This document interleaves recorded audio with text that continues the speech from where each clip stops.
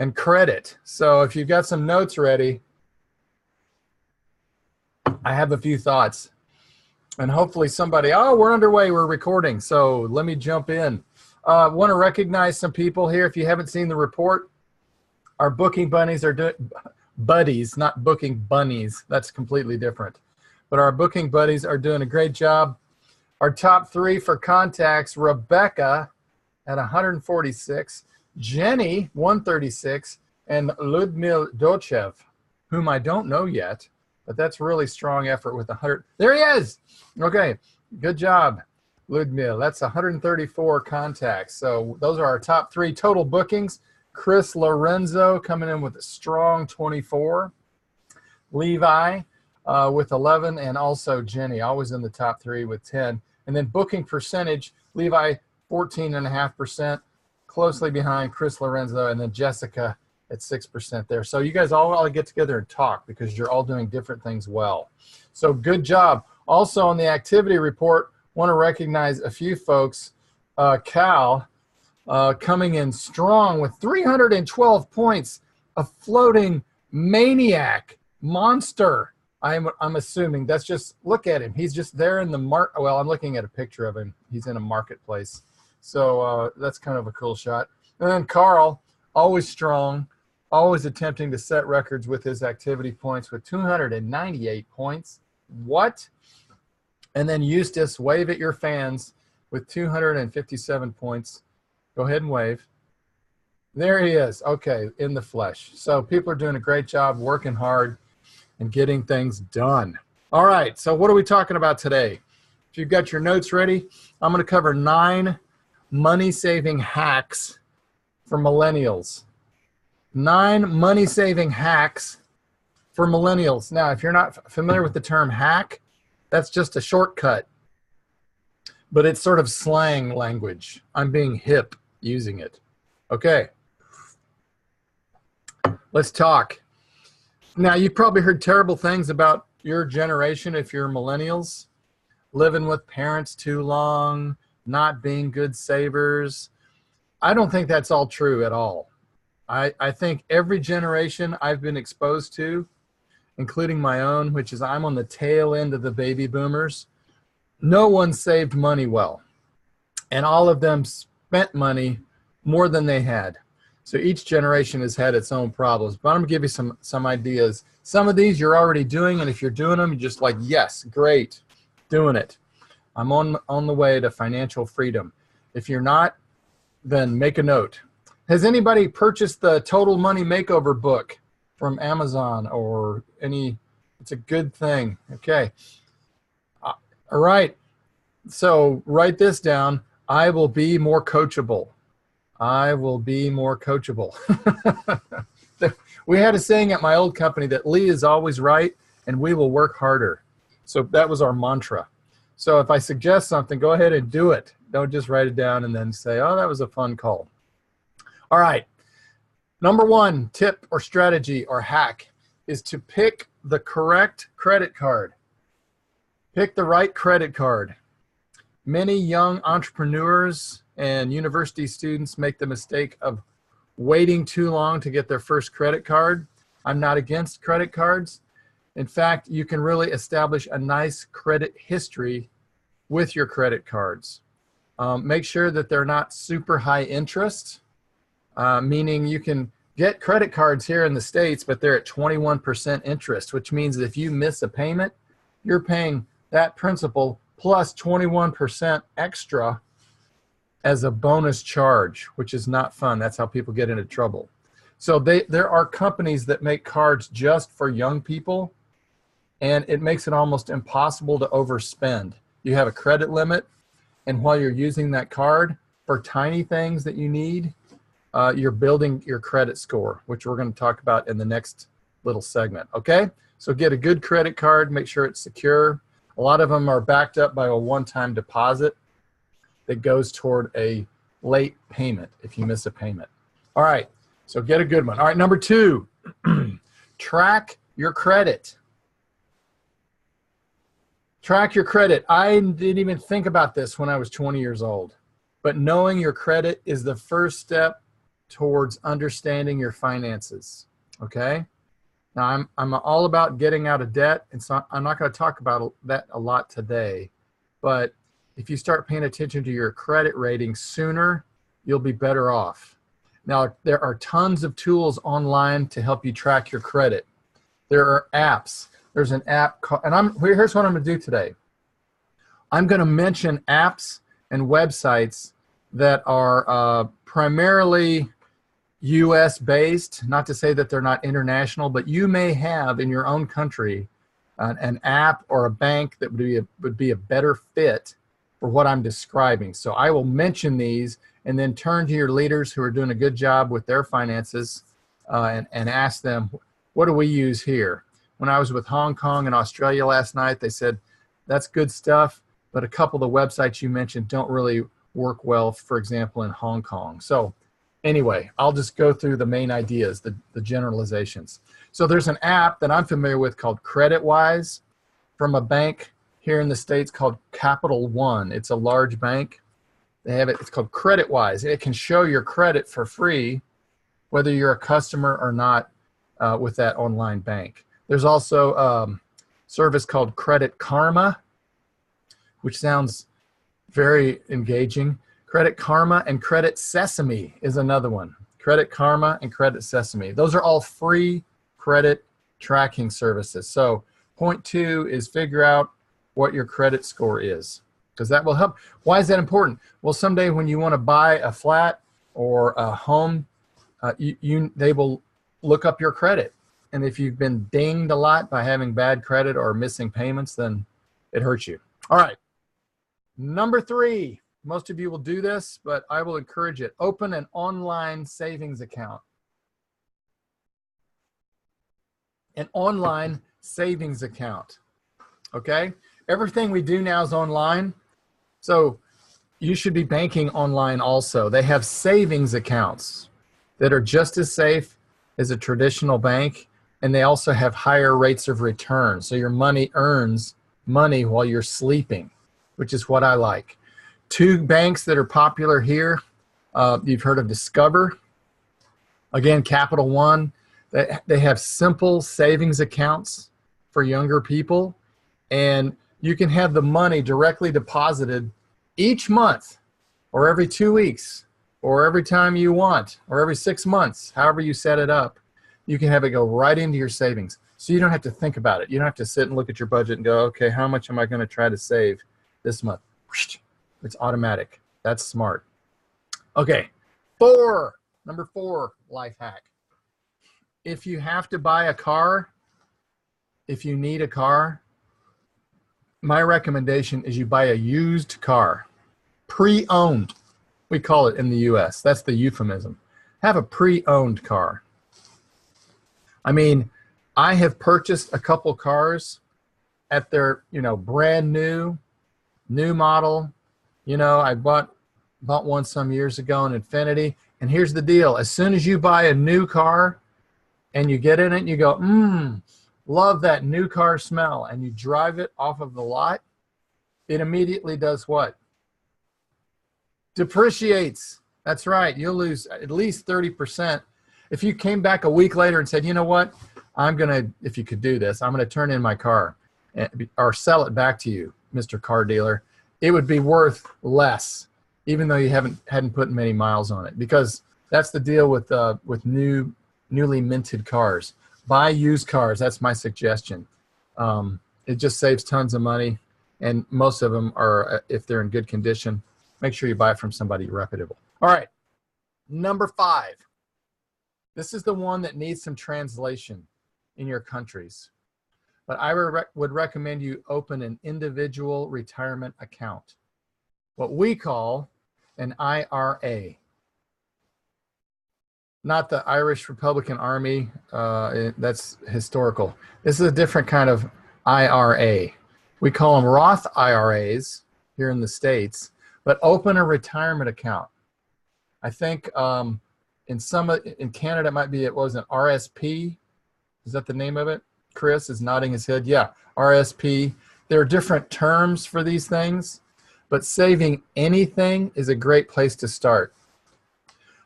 These individual retirement accounts are really good because of one really important feature.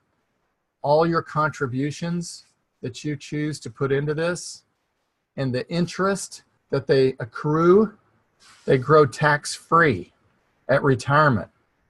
So you're not being taxed while your money is earning money in this individual retirement account. Does that make sense? It's really cool. And then when you withdraw it, it's still 100%, it's tax-free. That's a nice thing. Now here's the problem with IRAs, or whatever your terminology is in your country, is that if you put money in and you're saving away and you're saving away and you're saving away, and then suddenly you go, you know what, I really, really want to buy that condo. I have to have it. So I'm going to dip into my IRA or individual retirement account and get that out.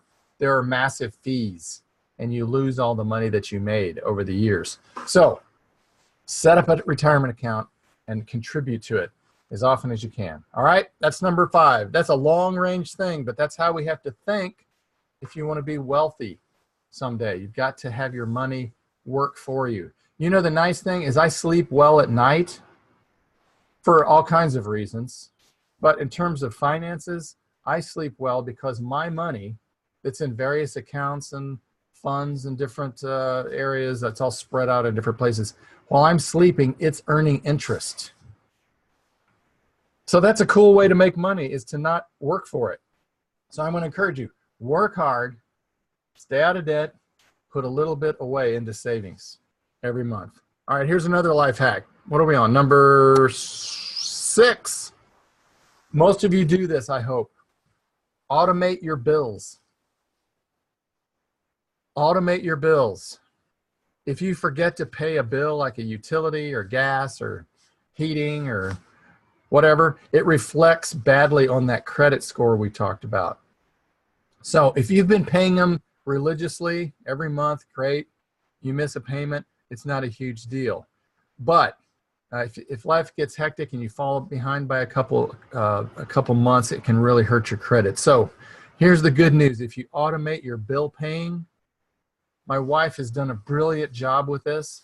She doesn't have to sit down and go online and send out money to various institutions if we have bills. It all is just automatic. Who does that?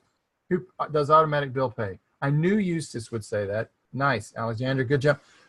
If you haven't paid automatically, then you don't even have to think about it, and you don't miss anything. All right?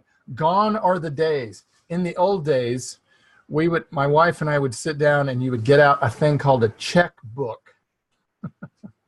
And you would write out checks, put them in an envelope, lick it, stamp it, and mail it to, you know, gas, water, heat, all your various utilities, your house payments. It was a big pain in the rear. And now it's really nice because you can automate everything. So do it. All right, number 7. Who's having fun talking about money? Okay. Who's a good liar? Yay. We're good liars. All right. Here's number 7. This is one will surprise you. Get rid of some of your subscriptions. Many of you subscribe to many different, let's say, entertainment sites. In the old days, Netflix, Hulu were about the only subscription services. Now, if you were to purchase a smart TV, you're sort of automatically subscribed to a number of services. Amazon has at least 6 or 7 different subscription services just through Amazon. You know, Amazon Prime, Amazon Video, all these different things. So with automatic payments, it's easy to forget about all the little services you're signed up for. You know, $15 a month here, $20 a month here. Some of you subscribe to actually printed magazines that you might get in the mail. So there are easy ways to cut down on subscriptions. In fact, when I used to run our marketing department over at Southwestern, we were going through budget cuts one year, and they said, look at everything. And I had a line item called subscriptions. And everyone in our department had subscribed to various trade magazines to help them do their job better. Well, I looked at the amount, and we were spending $400 a month just on subscriptions. So I'm like, guess what? We're cutting that. But it took some time to sit down and look that up. Here's a good website you can use. You ought to at least check out. It's called www.asktrim. AskTrim, ASKTRIM.com. AskTrim. It's a really cool example. It's like a personal finance assistant. It's an app, and it lets you cancel your old subscriptions and do even more stuff than that. You can set up spending alerts for different categories, and you can have this app called Trim negotiate some of your bills. So you can say goodbye to spending an hour arguing with the cable company because they charged you the wrong amount. I mean, this little app takes care of that. It's pretty cool. So you might want to check out Ask Trim, or your equivalent if you're in Lithuania. All right, number 8. This one may or may not apply to you, but I would say don't shop at high-end grocery stores every week. Don't shop at high-end grocery stores. Where I live, we live in an affluent area, and now that Amazon has bought Whole Foods, there's a grocery store called Whole Foods. You know, everybody thinks of just hopping on the Whole Foods bandwagon, and I've got nothing against high-end grocery stores like Andronico's, but they're really expensive if you consider the alternatives. If you're into eating healthy, eating organic stuff, one thing that we discovered here locally, it's about 5 miles from here, is a local farmer's market. So the food tastes the same, it's fresh off the field, but it's a lot cheaper. So you might check that out. Or going to a little specialty neighborhood shop. You may have to go into a store like that a little more frequently, but there aren't preservatives in the food. It'll taste better. It'll support some good eating habits. So don't always just rush off like, oh, I've got to go get my whole food. You know, you're just spending at least 30% more by going there. All right, let's do one more. I might throw in a bonus one, but let's do one more.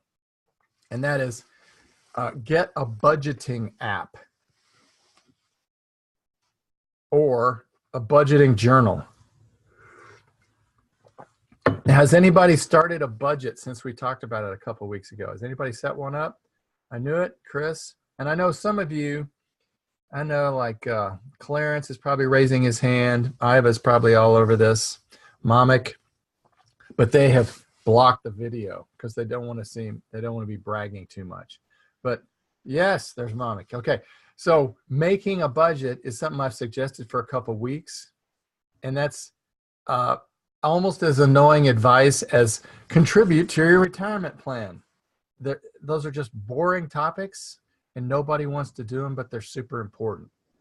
So making a budget isn't hard nowadays with the apps that are out there, but sticking to a budget is challenging. You don't have to get out Excel and build some boring spreadsheet anymore. They can actually be fun because there's hundreds of apps.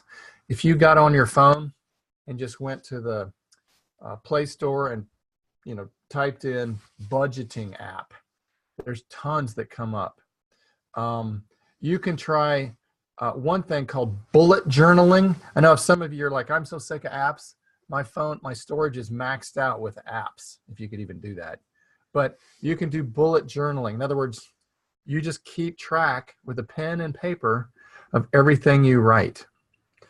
One of the women I read about had gotten out of an $8,000 debt in 6 months. I might send you the little video of her. But one of the things she did, it was really smart. She simply wrote down her expenses. And you're like, well, did she put it in Excel? Was it in some kind of fancy? But no, she just wrote down what she spent. And just the simple act of writing down, oh, I just spent $5 at Starbucks times 5 days this week. That's $25 I don't have in my hand. I mean, you can see how it starts to add up if you just write it down. So that's the old-fashioned way if you want. But go online and find a good budgeting app that has 5 stars. That will really help you. That'll be really cool. There is a nice site here in the States, which I know works pretty well for the US and Canada. Again, you might check it for your country and figure out which one is comparable, but it's called Mint, mint.com.